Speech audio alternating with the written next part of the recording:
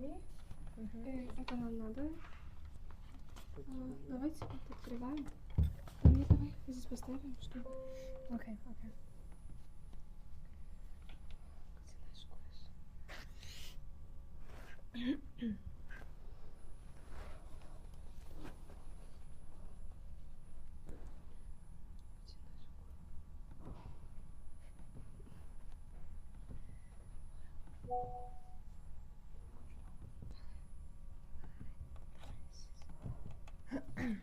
Okay, we're done almost.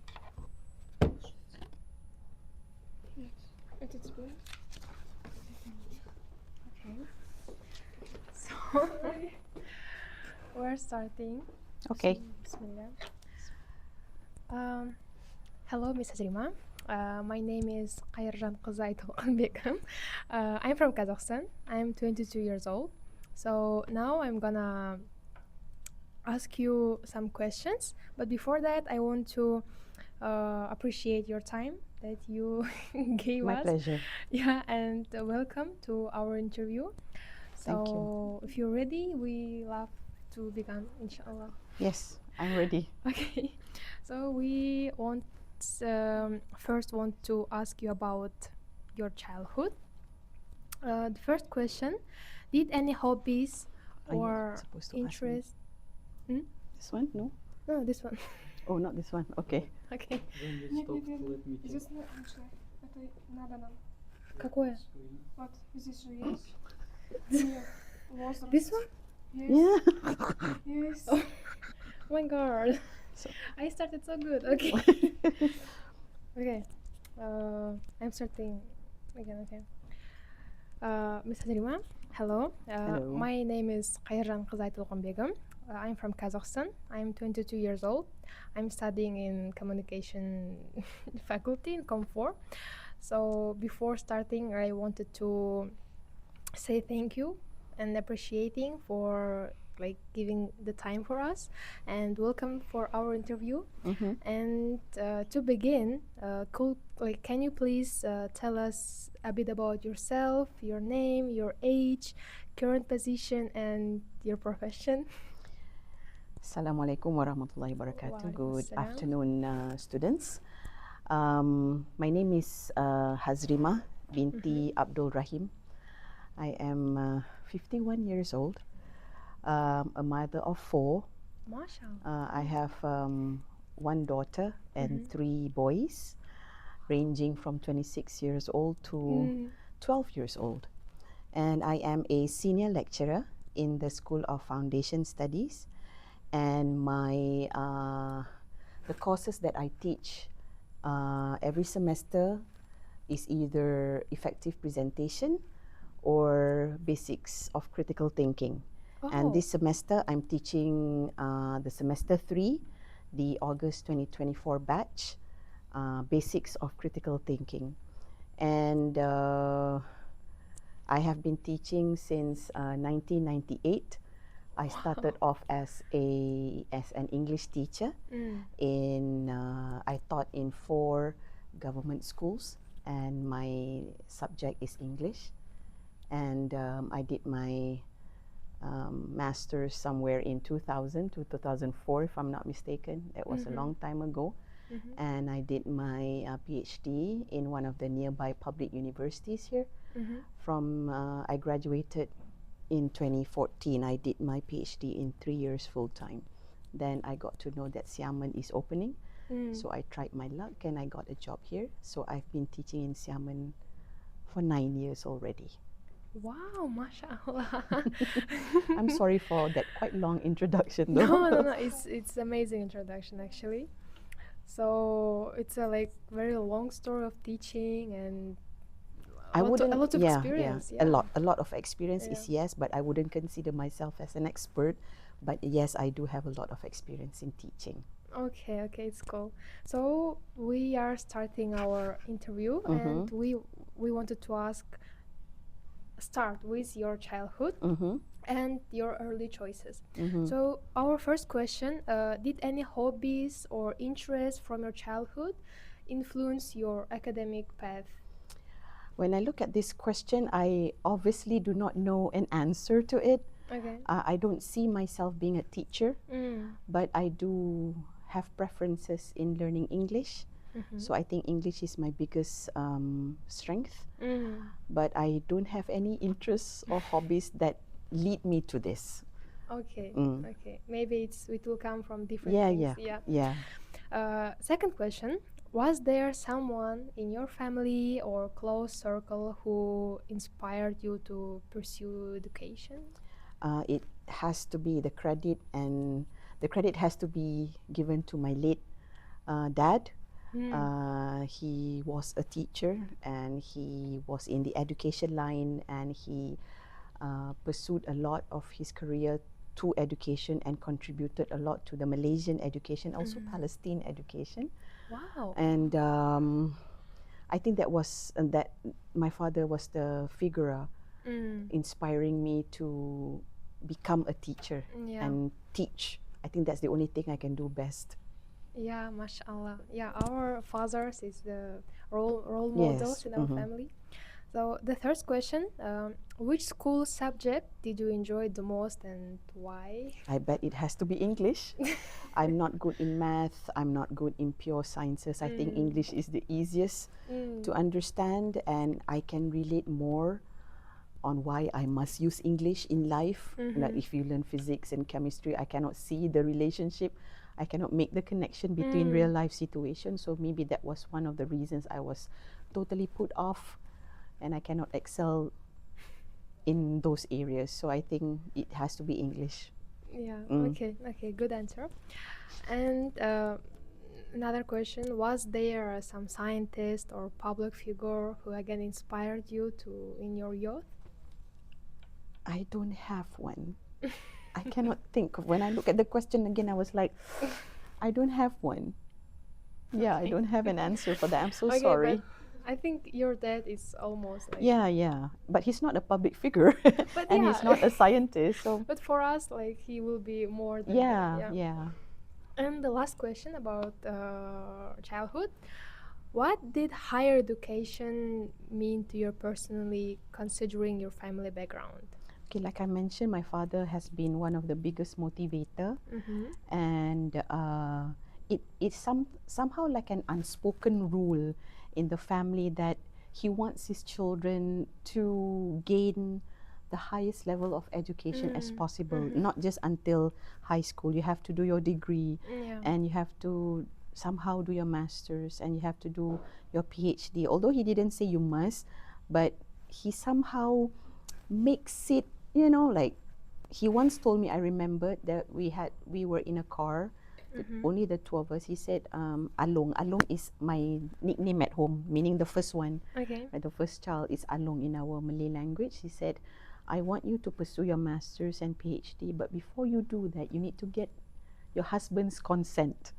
You need to get permission from your husband, because not many Malay husbands would like their wives to pursue higher education. So Alhamdulillah, I get a very supportive husband, and I think my dad really puts a lot of emphasis on his children to further studies, not just ending up until high school. So that's why all five of us managed to get at least a degree, and the two of us, me and my second sister, are doctorate holders, PhD holders. MashaAllah. Your father and husband very mature to allow us, and we have you in our university right now. Thanks I'm to just them. a small person in the university. Very big thank you. Nobody knows me. No. Okay. And I will give the chance to continue or interview my friend Okay. Rano. Yeah. Thank you. You're welcome. Okay, I'm starting my questions. Okay. Education. My first. Okay. Did you studying at two different universities teach you different things or show UK difference? Yes or no? I studied in 3 different universities. My degree was in the UK, and my master's is in a public university in Johor, and my PhD is nearby here in another public university. So what I can say, if I were to able to sum up in a one-liner, I would say that British or UK education allows you to be more, you see learning as something that is a positive drive. It's not so much on, like what I'm seeing my students now is more on, okay, I want to complete the assignment. I don't care the process. I don't care this and that. I just want to complete it. But when I studied back then, the education in the UK allow you to somehow see the journey as something that is enjoyable, in the truest meaning of enjoyable, where you're actually having fun, even though you're at the library fighting for books and you don't understand what you read from the reference, but it's something that is enjoyable, which I don't quite see it in the present scenario. I have two children in the universities, and I think they're basically seeing learning as how you guys are seeing it. Maybe it's different. So if you were to ask me, I think overseas education, in my context, they would prefer discovering new things, doing a lot of research, asking questions in class, not so afraid to make mistakes, that kind of thing, which I find it not happening so much here in the public universities. But I don't know about now, because I once taught in public universities as a part-timer. Students are still scared. They depend so much on the teacher, even though it's degree, that kind of thing. Okay. Next question. Which project or research during your studies had the greatest impact on you? This has to be dedicated to one of the field work that I have to do when I did my doctorate. For the record, my PhD thesis is about English reading in Malaysian government schools. So I have to study the text, the curriculum document. I have to make sure that whatever that is inserted in the document is being mapped correctly in the class and also in the textbook. So I think what I enjoyed, or what is the greatest impact, is when I noticed that there is not so much of alignment. You know what I mean? Alignment. The government prepares a document that teachers have to do this. You have to achieve this. But when I go and see in school, that is not happening. The textbook is also not portraying what is being mentioned in the government document. So that is something that it was worrying back then. So I was like, what have I been doing in school? Because I was a teacher. Am I doing it wrongly? So that is the thing that impacted me for a few months, and I was already had the impression that I should take my children out from school because it's a serious thing. But apparently this very serious matter wasn't taken into consideration, I think, because it's just a small research. Maybe because of the system. Yeah, the system is one big thing anyway. Okay. Was there a professor or mentor who had a significant influence on your academic journey? I had two supervisors, one for my master's and one for my PhD. I think I would give this credit to my supervisor in my doctorate journey, my PhD. She's a Malaysian lecturer in the university, in University Science Islam Malaysia. If you know, I do not know whether you know. She has been very helpful, has been very patient. Although I'm an English teacher, but when you do your thesis in English, it doesn't mean the same, because when you write academic writing, it's not like you're writing essays in school. It's a totally different genre altogether. And I am thankful for I mean, it's a rizki from Allah also for me to get a very supportive supervisor, because if your supervisor is not helpful, I don't think so I can Yes. graduate in 3 years time. So I would give that to my supervisor, Professor Dr. Harisun binti Muhammad Siddiq in University Science Islam Malaysia. When did you first feel like a true academic or school? True academic or scholar, Yes. honestly, I've never felt as though I am a scholar. I never consider myself as an expert. because an expert needs you to write a lot of research papers, present in conferences. What I have been doing for the past how many years is teaching and trying to just make a little difference in my students' lives. So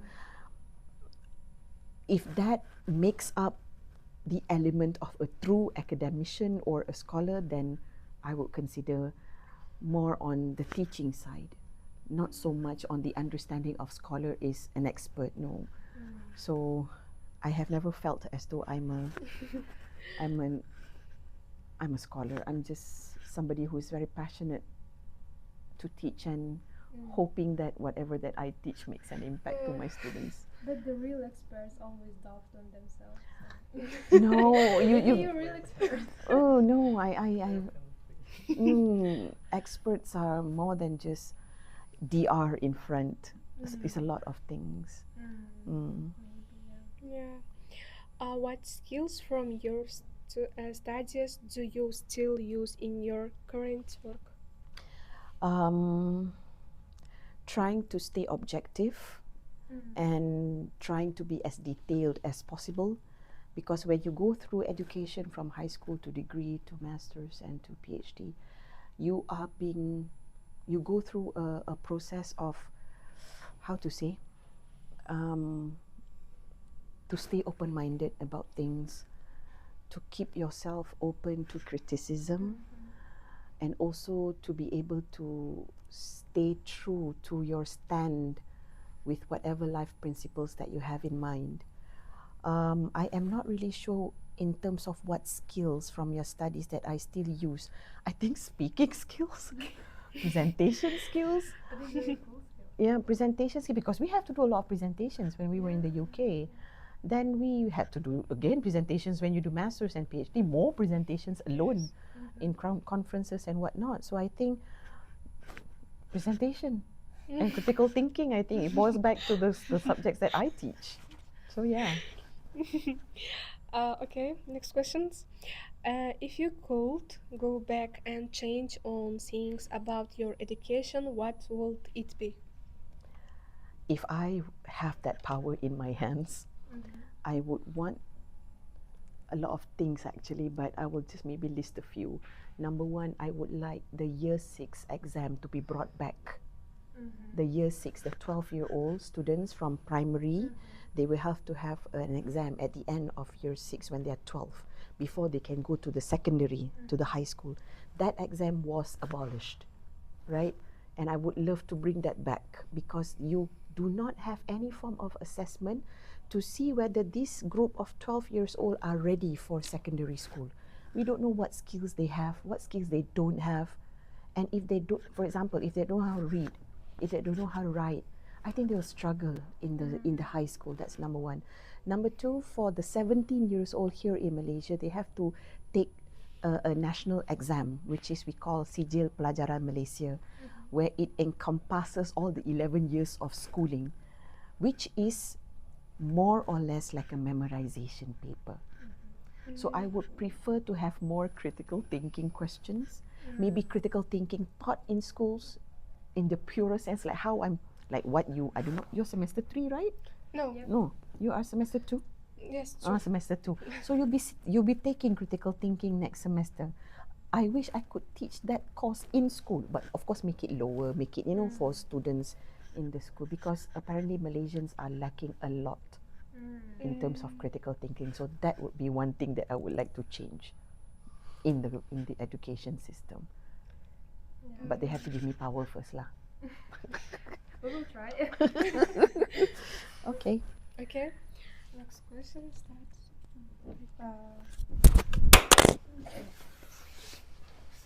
Don't nervous. And we're starting achievements towards leadership. Okay, yes.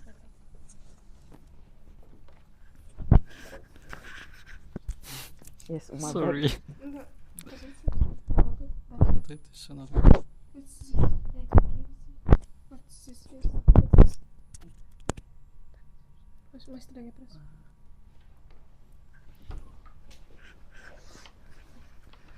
So, in Now let's talk about the most interesting and motivating part. It's achievements, awards, and leadership. So the first question is there one medal or award that means the most to you? I think it has to be my PhD scroll. Definitely.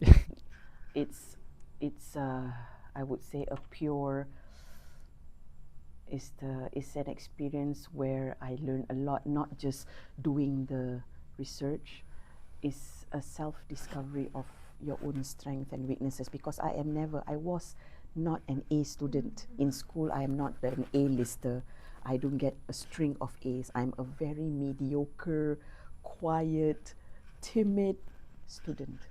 So I was just trying to prove myself that I can also complete the highest level of education, even though I am not the best student in school. So that was the reason why I did my PhD, not to prove to anyone else, just to prove to myself that I can do it.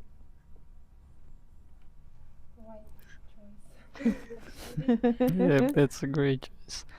So, do you see your achievements as personal victories or result of teamwork? I think it's both, Omar Beck. Personal, more towards the learning, attending classes and doing assignments, doing presentations. I think that is my personal effort. In terms of teamwork, I think it has to go to my husband and my parents. My husband was the one who financially supported me throughout my PhD journey, because I quit from my job as a full-time teacher, as a government servant. I quit and I pursued my doctorate with my husband's money. So I told him, I'm going to graduate. I'll make sure that I'll graduate in 3 years, because I don't think so I have the momentum to study more than 3 years for PhD. Because when you study for PhD, this momentum is the most important thing. If you keep it going constantly, inshallah, you will achieve your goal. But it's very difficult when you have kids and you're a mom at the same time. So I think the teamwork comes dedicated to my husband for the financial help, and also my late dad for always asking me, Along, how is your thesis? How many is your sample? What are your research questions? You know, he will ask that kind of questions to me. So it keeps me like on my toes all the time, to the point that I'm scared even to see him, you know, because he will definitely ask me, at what stage is your thesis now? What's your result? What are you going to do with the data? What system are you going to analyze your data? That is the question those are the questions that he posed at me every time we see each other, to the point that I do not want to see him because I'm so scared. But those questions actually are the driving force for me to go on, Hazrima. You know, you have to do this. It's a very lonely journey, yeah? Because here you have friends. PhD is a very lonely journey. But you discover your strengths and weaknesses at the same time. Things that you don't even know that you can do, you can do. Inshallah. And you mentioned that all of your siblings also got Yes, my sister, my second your sister under me. second sister. We went to the same university actually Oh, were for you? our doctorate. She went in first. She enrolled first, 2 semesters ahead from me. But I graduated first because that's what. Remember just now I mentioned about supervisor. When if ever you want to pursue masters or PhD, please make dua that you are given a supervisor that is helpful and supportive. And you, as an adult, must understand that you are now a student. There must be manners, behaviors when you are dealing with your supervisor, because that supervisor now is your teacher and you are now a student. A student must know how to behave with your supervisor. I think she was a bit slacking there. So I got to graduate first. Yes. Sorry, I cut off your question. Is there a question coming? Yep. There was the answer I want to ask. It was a teamwork with your sister too. I don't get you. Sorry. Was it a teamwork with your sister? No, because she's in the business school. She's Oh. doing on marketing, and I'm from the language school. So mine Oh. is language. The thing that we talk about is, how's your supervisor? She will ask me, why are you so fast in your? And I say, I don't know. I'm just doing my job, because she has some hiccups with her supervisor, because she doesn't want to put her head down and say, I'm your student, because she thinks that she has ideas. And being teacher, sometimes you're very, yeah, you listen to me, that kind of thing. But yeah, it's not so much on that kind of teamwork, more on me saying to her, you have to be humble when you go and see your supervisor. Yes, you have ideas, but you have to know how to say it so that she takes your ideas. You cannot impose that ideas on her. You cannot look as though you're cleverer than her, because it will bring their ego down, you see. So there's an art in it as well, which I need to teach her. Thank God she graduated as well. So in masters and PhD, supervisor is important. One of the biggest factor, because they are busy human beings, and they have a lot of supervisees under them. So I happen to be among the first ones sign up with Dr. Harrison. So we click on quite well, I would say, because I listened to her. Basically, I listened and followed whatever she says. Cool. And can you tell us about a project or accomplishment that makes you especially proud? I co-wrote one book with my late dad. The book was about excellent schools in Malaysia. So I co-wrote on that book, and I learned a little bit on how important it is if you have that knowledge, and that knowledge is to be shared with people, either in print or sharing like this, or in conferences or presentations, whatnot. Although I was just a co-author, I didn't do the 90% of the content, but I think what I am proud, because I think I have never written a book, I have never produced a book. So when my father opened that opportunity for me, I grabbed it, although he was breathing down my neck. He said, Along, when are you going to finish? Along, when you go? Although it's just editing, okay? But it was quite difficult because it was in Malay language. My Malay is not as good as my English. So I was struggling, but I am especially proud that I can finally see my name under my dad's name. So that is one of the proud achievements, I would say. And that's amazing teamwork. So, and what does academic leadership mean to you? Somebody that you are inspired by, not so much on the teaching bit, but maybe on the journey that the person goes through in order to put him or her at that position now. That's why maybe I look very highly on my dad, and I look very highly on my supervisor, because these are the knowledgeable people that has somehow inspired me to be not as great as them. I'm not a professor. They have professors in front of their name. I don't. I just have a DR, a small DR in front of my name. But if I can find another person as an academic leadership, I think someone that you people must go find, if that person inspires you, not just to study, but to become better human beings. It's very deep, I would say. Because the reason you enter university is for what? What's the reason you come here? What's the reason you do foundation? Is it for fun? I mean, fun, of course, there's part of it, but is it just to waste money or to just come and have holidays? What is your true aim? What is your true objective? So if you find somebody in the foundation or anywhere in Xiamen that inspires you, I think that is already making that academic leadership meaning. I believe that after this interview, you're gonna be that person for a lot of people. Of course, that would be, it's a double-edged sword. One, I'm very honored if I can inspire people.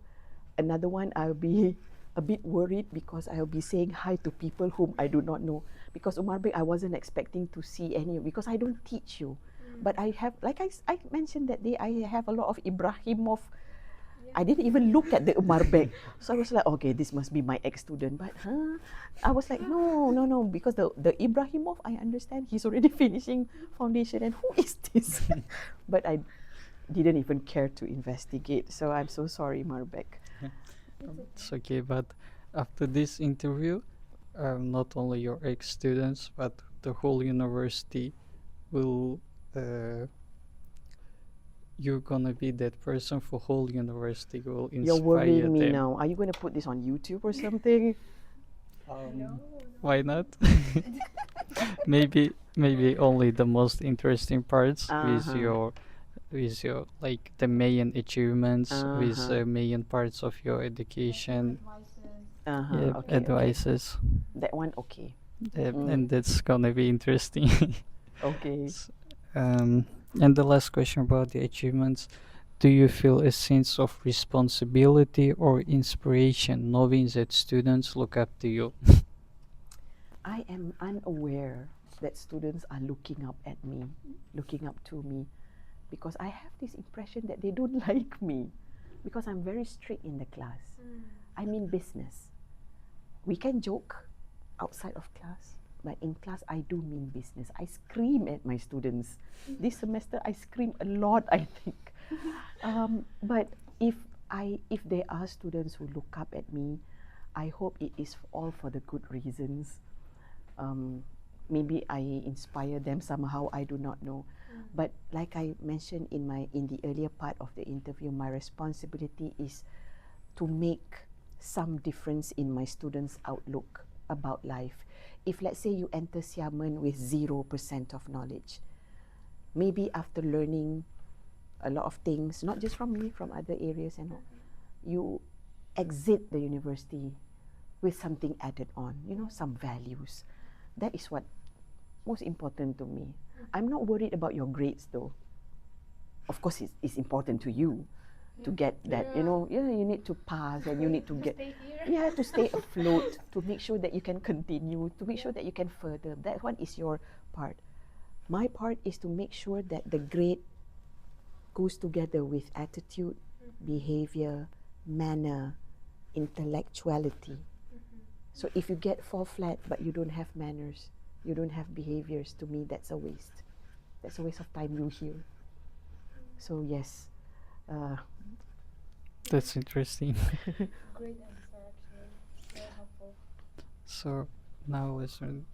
Oh, and I'm sorry, there wasn't the last question about the achievements. Here's a real last question about the achievements. Okay. How have your hours influenced your academic or professional direction? I think other people achieve more than me. I'm very humbled by whatever achievement and awards that I have received. One thing I learned is from my dad is no matter how high you go, no matter how many people adore you or inspired by you, stay humble. Don't be arrogant. Don't be boastful. Keep your, low. Not low profile, but just low. Respect every human beings that come across your time, your path. I don't know whether my awards have influenced my academic or professional direction. It's a very difficult question to answer, Marbek. But what I can tell is I am still learning a lot of things at this age. Still learning. Every semester is a new experience, although I teach the same 2 subjects year in, year out. But every semester is a learning experience for me. It is a bit tiring though, but I'm still pushing on. Don't stop. Yes, don't stop. You motivate others. Just look up to you. Okay. Teaching, writing, and motivation. Mm-hmm. My questions. Was there a specific motivation or main idea behind writing your book? Yes or no? I think it was my dad. If he did not force me to do it, I don't think so. I have a book on my name. Because the thing that pulls me back was it was in Malay. I was like, I am not good in Malay. But he said, Alung, you have to write one book. If you don't know how to write one book, you write with me. We write together.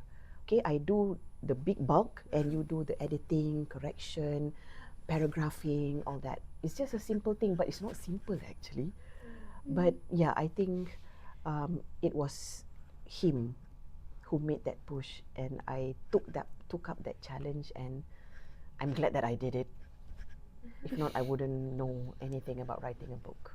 It's a tough job, but he's so passionate about it. By the way, after watching this interview, I think there will be one more role model who will inspire others except you. That's definitely your father. Yes. And the most interesting thing, he never forced you. Yeah, you know, he's just say, you know, the fathers, they will say, you know, if you don't do this, and then they'll make it in a way that makes you feel guilty, you know. Good trick. Yeah, good trick. And then I was like, it's like slippery slope in a way, but scare tactics in a way. So, but it's all for the good. I think it's all for the good of the children in the long run. He knows better. Mm. Yes. Okay. How would you summarize the core message of your book in just a 5 sentence? I am not really quite clear what you mean by book here. Can I not talk about the book that me and my father wrote? Can I move on to the thesis, because I think it's also a book that I wrote. The thesis for the PhD, is it considered a book? Yeah. Yeah. Yes. The core message of that book is, me and my supervisor noticed that there's something wrong in the English teaching and learning in Malaysia. So there is a big gap on why students still cannot read, still cannot write, even though they have finished different, like what, 7 years of learning in school, still they cannot read. So that was the opening idea on why I end up writing that thesis. Remember just now I talked about the document from the government to see whether it maps in the school and also in the textbook. And apparently there's a lot of things that we need to talk about, that we need to investigate about. So I think that was the core message of my thesis. Okay. How do you manage to balance teaching, research, and writing? How did I manage to balance Balance teaching, teaching, research, research, and and writing. writing? I think Allah helped me. Yes, I no matter how cliche it sounds, I think if I did not hold on to him, I wouldn't be able to finish. So how did I balance? Let me just tell you how the drill is, yeah? For me to write my thesis, I didn't bring my thesis, I should have brought my thesis, which is around this thick. I consistently woke up at 4:30 every morning, from Monday to Friday. 4:30 to 6:30, I spend 2 hours writing. Sometimes one sentence, sometimes one paragraph, sometimes no idea at all. And then once 6:30, I wake my children up to get them to school, because they were primary schools back then. So I have to make them breakfast, prepare them to school. And when they are in school, I spend another 3 hours maybe until 12:30 on the thesis. And then after 12:30, I pick them up from school and I don't look at my thesis anymore. So for almost a year, that was my drill. 6 hours. Only 6 hours per day. Sometimes it is a successful 6 hours. Sometimes I can get pages and pages.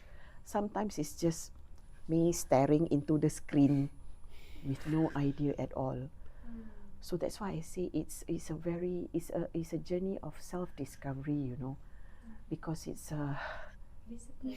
yes, discipline. And every time I manage to, let's say I have a target, I manage to achieve a certain number of hours, I will give myself a reward. Maybe I buy myself a handbag or go and eat somewhere nice. I don't expect my husband to do this for me. I don't expect my husband to do that for me. I did it for myself because I think I went through the hard work. And of course, you build a closer relationship with your creator. I think that was one of the biggest lessons I learned, that without his help, I don't think so I'm going to be this far. So that's why I say always stay humble, because the creator is always the greatest one. Everything We will add this trick to the small small version of interview. Okay. This trick.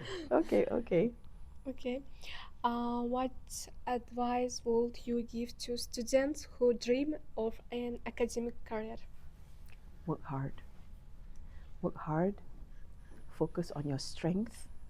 Build on your weakness. Focus on your strength. Build on your weakness. Everybody have weaknesses. I have weaknesses. It's a process that you have to enjoy. It is not fun in the truest sense, but the victory, the moment I go up on stage to get my scroll, I feel like shouting, I did it, Abah. Abah is a word in Malay we call father, Abah, a Malay word. I feel like shouting and say, I did it, Abah. Why I wanted to shout? Because out of, we have batches. I was the only Malaysian woman in that class of PhD students. The rest are all Arab men. And I was the only one who graduated. So it was a challenge, because I was the only woman. I was forced to become the class rep. I was forced to become this and that because I was a woman. The rest are all men. 2 Malaysian men, the rest are all Arab. It's another proof of your. I have to I have to level up to their level, you see.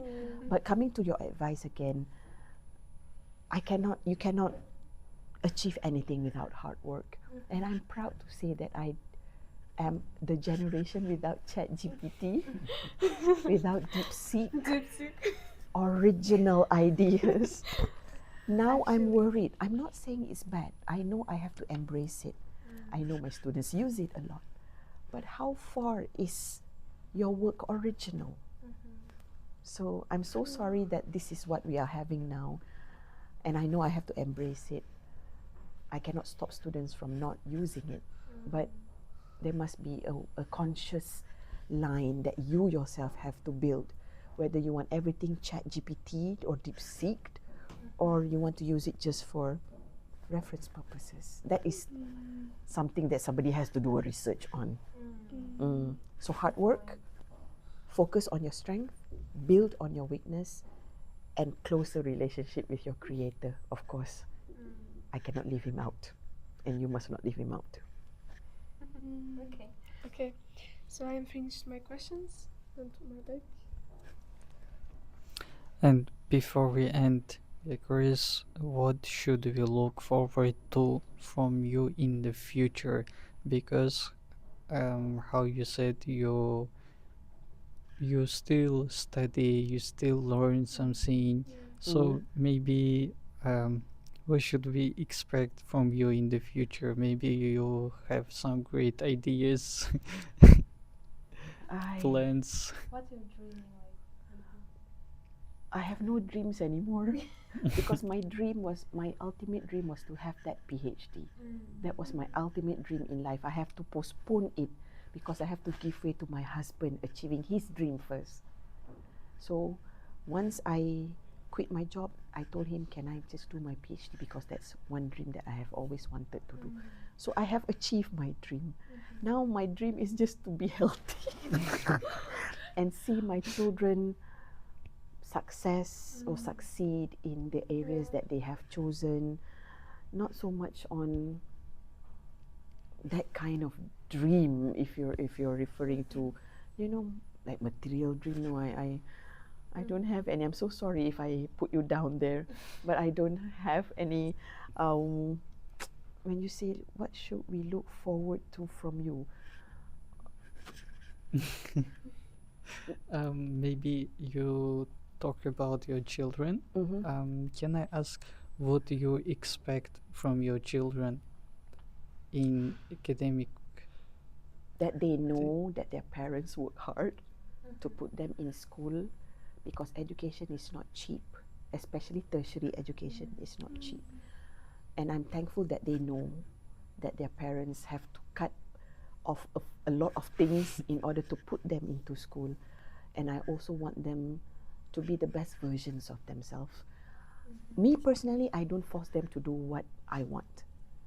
I don't force them, okay, you have to do this, because I want to do this. I didn't get it, I don't do that. But as long as you want to do something that is of your own interest, there's some employment, because I have to worry about employment also. If you want to become a content creator, you cannot be content creator until you're 100, right? So just be the best versions of yourself. Always remember your roots. Be humble as usual.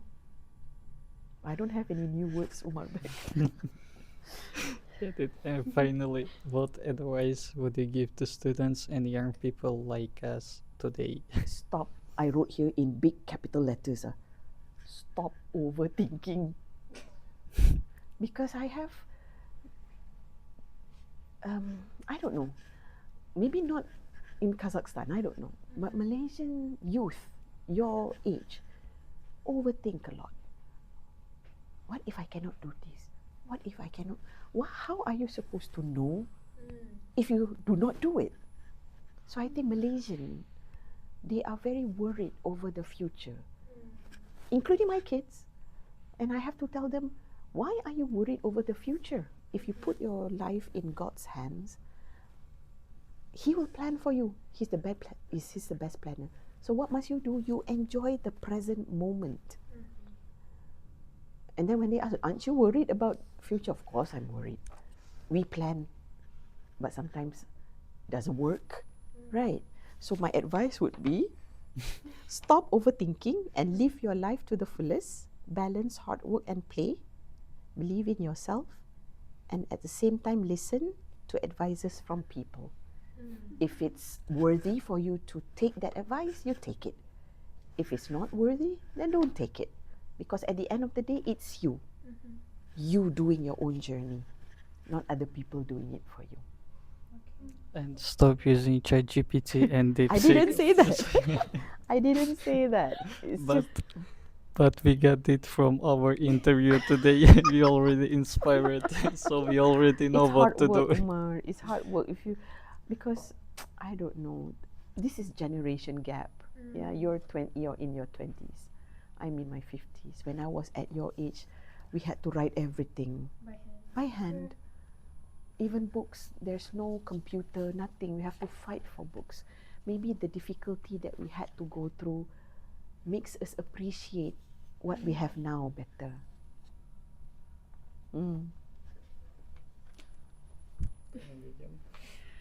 Okay. It was like, I don't know how to describe this. Very, very cool. Very pleasure to listen to you. You have some, how to say this, some magic aura, because we're all of them just listen and just listen and listen and listen. So I got that maybe from my dad. maybe thanks to him, he did best, like his best job as a father. He didn't fail, like it's very common thing actually in our in our society about that things. So thanks to your father, your husband also, your family, and to be honest, we don't want to finish this interview, so like, but we have to, unfortunately, because we don't have time. So thank you so much for sharing your thoughts, your experiences, your story from your life. And I have to repeat, it's been a real pleasure to talk with you, to learn something from you, because it was amazing. So we appreciate your time and your speech, your advices, and we wish you continue to your success in future, inshallah. We are wish on the best thing for your children. Yeah, only success and Thank you so only much. yeah. Inshallah. So we look forward. What happened? It's his Oh, watch. it's you. Sorry. so we will look forward to seeing more of your work in future in our university, maybe in another, inshallah. So for better. So yeah, Allah Thank you so knows much better. also Yeah, thank for you. having me. Thank you. Oh, by the way, Oh, can I we add have something? a sam. Wait, can I add something? Mm. So today, thank you. So today we got a lot of interesting things. Mm-hmm. They were really different and interesting things. For example, there are tricks for studying. There were tricks for studying.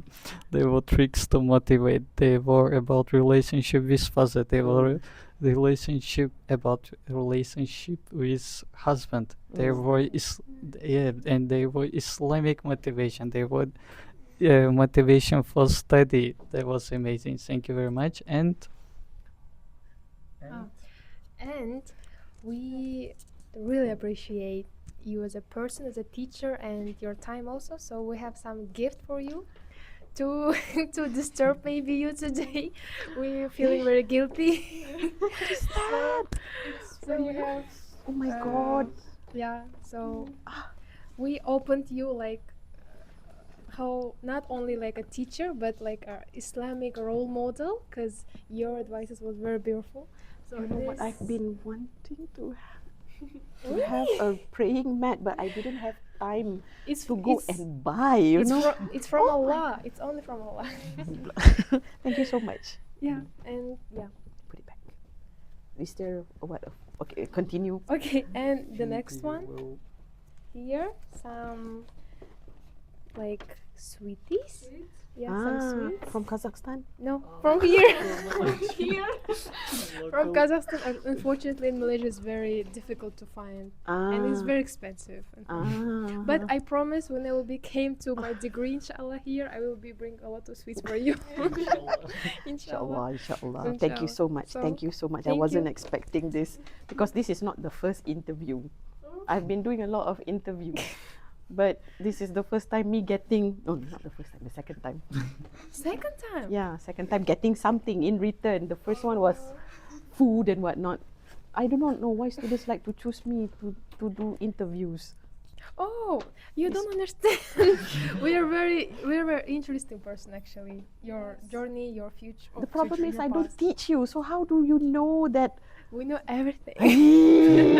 Are you guys being what, stalking me? and just trust not only us know it, the whole universe Oh, of you're us know scaring you. me now, Marbek. It's also gift for you in this Eid. Yeah, next week inshallah. Yeah, it will yes, be yes, this. yes, So, yes. Yeah, for it will be for sake of goodness from Allah. So yeah, thank you. Thank you very, so very much. May Thank Allah you. bless you. Thank you. Amen. May Allah bless you too. Okay, thank you. We're done our interview. Okay. In this good note.